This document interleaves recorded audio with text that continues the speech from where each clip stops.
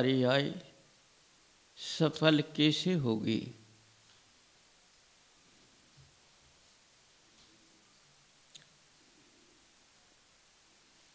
जो मनुष्य पर्याय मिली है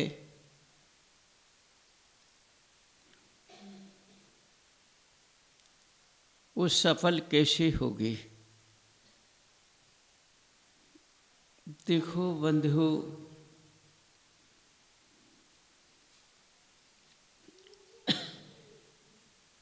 इस मनुष्य पर्याय को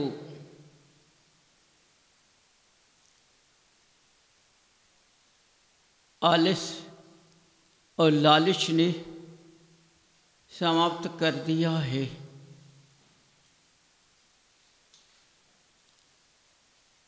इस मनुष्य पर्याय इसी में गोते खा रही है।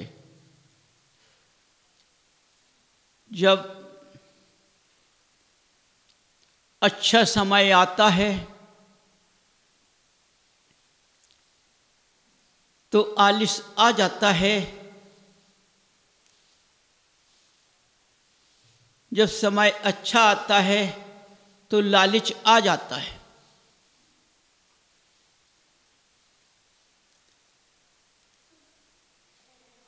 इन दो बिंदुओं ने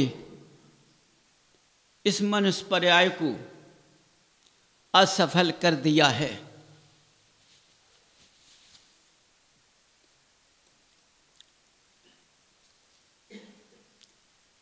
समझो ये बंधु, ये कैसे मिली है ये तुम सब जानते हो। तुम्हें विद्वानों ने, ज्ञानियों ने बताया है किस तरह से मिलती है। देखो तुम कहाँ गोते खा जाते हो।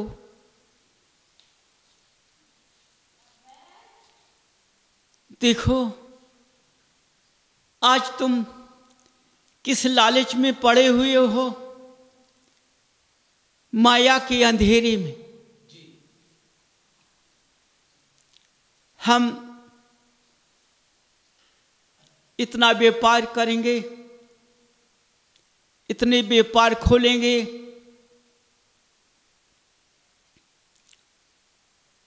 अपने पुत्रों तक का आगे का भविष्य लगा लेते हो और उनको जोड़ने के चक्कर में लग जाते हो। लेकिन बंधुओं सुनो ना, तुमने बच्चों को जोड़ा लेकिन तुमने अपना कुछ सोचा?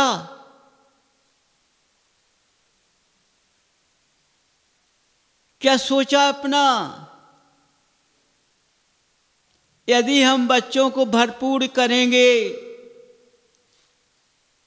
तो तुम्हारी कमाई को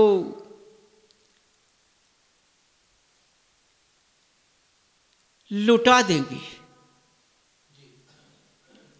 मिटा देंगी। लुटाना, मिटाना।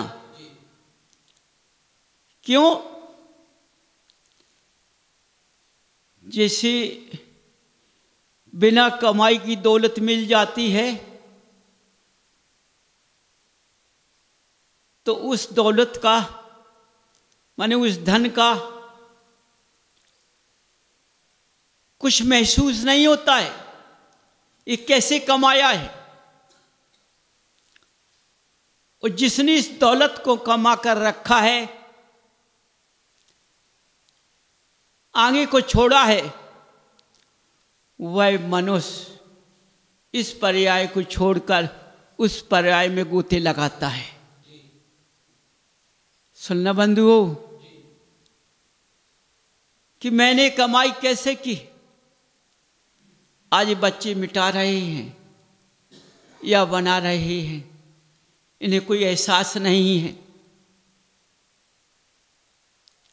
आज हमें जैन कुल पर्याय मिला है, हमारा जिनालय मिला है,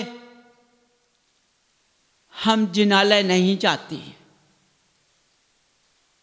भगवान के चरणों को नतमस्तक नहीं करते, उनके चरणों में मस्तक नहीं झुकाते।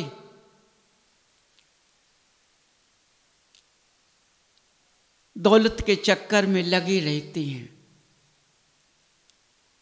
देखो ऐसे आज के ज्ञानी पुरुष कितने ज्ञानी हैं, कितने ज्ञानी हैं, कितना अध्ययन है,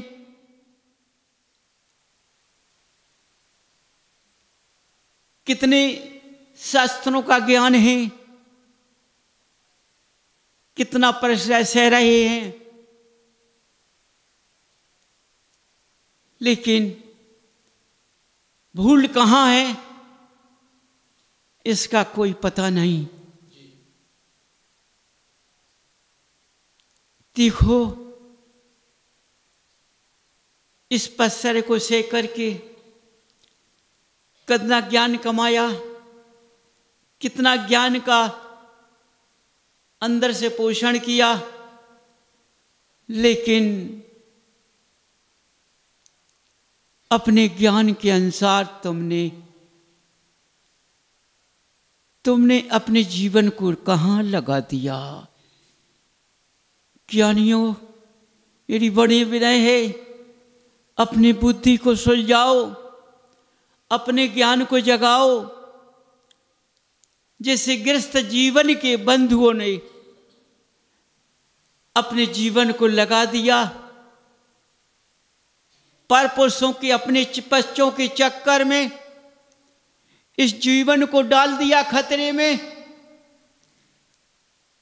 इसी तरह से ज्ञानियों तुम लोगों ने इस माया के चक्कर में अपना जीवन कहाँ खो दिया। देखो ये भावना, ये ज्ञान क्या बोल रहा है, इस ज्ञान को किस रास्ते में लगा दिया है। इस मनुष्य पर्याय का क्या होगा, ये मनुष्य पर्याय कैसे मिलेगी। बंधुओं समझो, ज्ञानियों समझो, देखो भगवान की आभा क्या निहार रही है, समय क्या निहार रहा है। समय की निधि क्या चक्कर में झूम रही है, घूम रही है। लेकिन इस मनुष्य पर्याय का क्या होगा, इस ज्ञान की रेखा का क्या होगा, इस तप त्याग का क्या होगा। जैसे गृहस्थ जीवन के मनुष्यों ने अपने आलस्य और लालच में, इसी तरह से माया के चक्कर में, मायाचारी के चक्कर में अपने ज्ञान को खो दिया। ज्ञानियों मेरी बड़ी विनय है, अपने ज्ञान को जगाओ ना।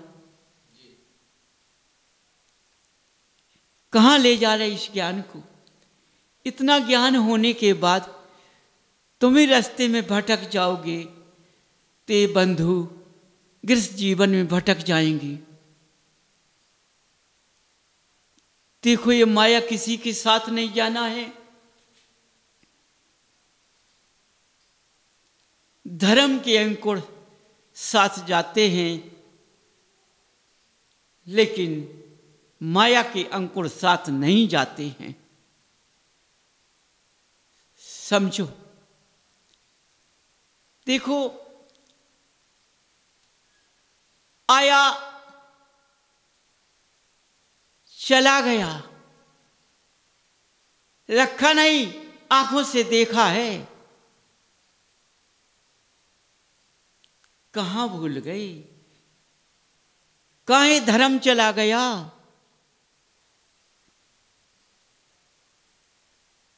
इस धर्म को कहां लगा दिया? धर्म में तो कभी खिलवाड़ नहीं होता है, धर्म तो धर्म ही होता है। ये तो सारा खिलवाड़ अधर्म की माया में होता है। बंधुओं, अपने जीवन को समझो। तुम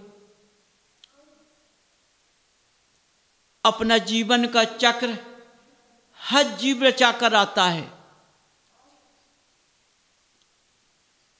जिस जीव से इस मनुष्य पर्याय में जन्म लिया, पूरा चक्र लेके आता है।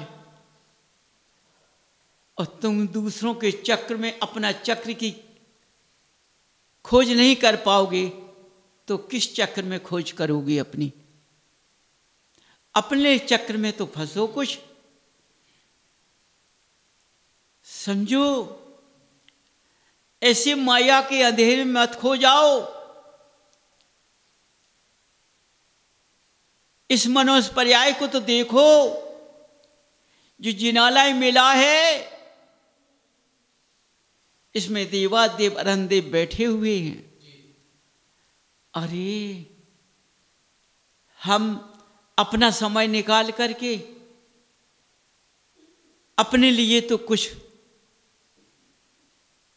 अपने पास रखूं।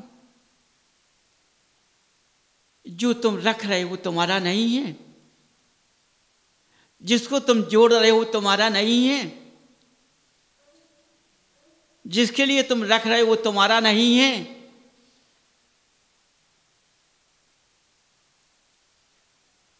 सब देखने के अंश हैं। ये सब दिखावा है। यदि तकलीफ तुम पर आ जाएगी तो ये तकलीफ सहन करने को तैयार नहीं हो पाएगा। सेवा तो तुम्हारी दौलत से करेगा।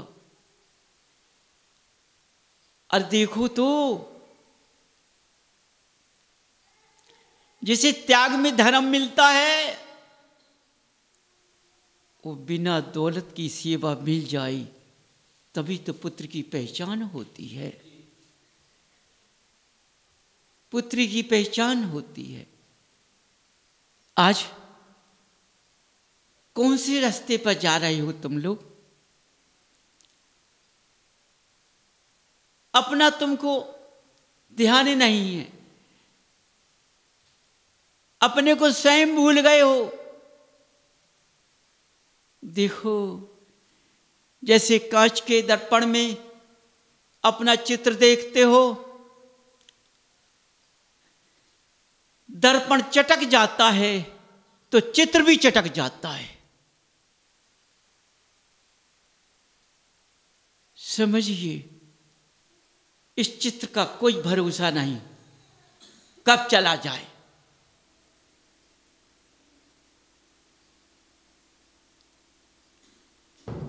समझो ज्ञानियों, बंधुओं, इस वाणी को अपने अंदर विराजमान करो। इन शब्दों को अपने अंदर विराजमान करो। इनको खो मत दो, पानी की तरह बहा मत दो। ये अपने साथ रखो। इनको अपने साथ रखोगे, इनके रास्ते पर चलो। ये बहुत कीमतदार शब्द हैं, बहुत बहुमूल्य कीमतदार शब्द हैं। ये आभा बहुत लाभकारी है। समझिए, ये मत सोचना कि इस जिनालय में मनुष्य नहीं है, इस जिनालय में मनुष्य आभा को सुनने लायक नहीं है, इसलिए आने में असमर्थ है। लेकिन ये आभा वायुमंडल में गूंजेगी, चारों तरफ चलेगी तो ज्ञानियों के अंदर प्रवेश होगी। अब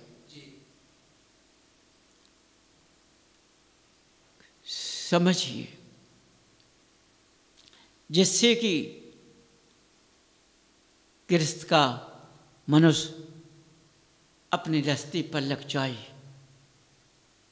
अपने मनुष्य पर रह को पहचान ले, सही धर्म रास्ते पर आ जाए। अभी मनुष्य धर्म रास्ते पर नहीं है,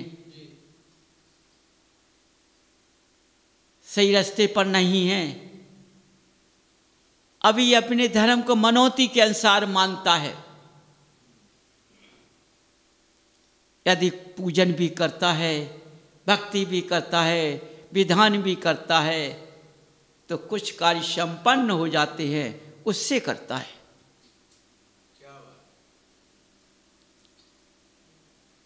हमारे पिताजी ने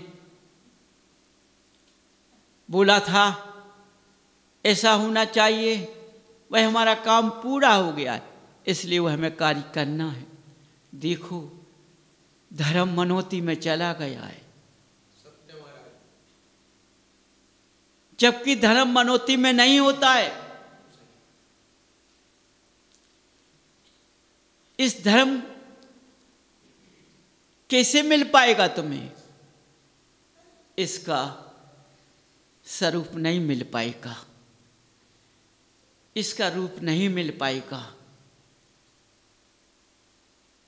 तुम्हारे अंदर मनौती का चित्र कपट बनता रहेगा, अंदर वही बनता रहेगा।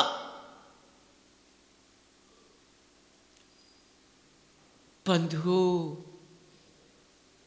देखो, तुम किस रास्ते की ओर जा रहे हो? धर्म अंदर होता है, बाहर नहीं होता है। अंदर होता है।